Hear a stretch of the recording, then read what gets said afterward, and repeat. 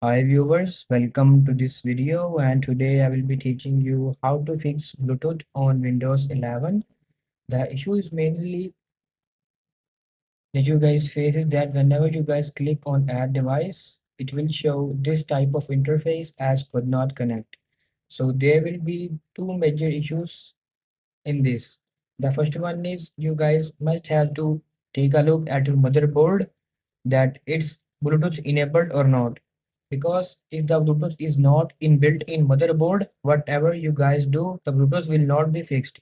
The second thing that you guys want to do is just go to Google Chrome and just write whatever services are you using and then Bluetooth driver windows. After that, you guys have to click up on the first link and you guys can download your specific Bluetooth drivers from here. And after confirming these two things, your problem of Bluetooth will be fixed. And that's how you guys can easily fix the problem of Bluetooth in Windows 11. If you find this video helpful, please like and subscribe to this channel, and thanks for watching.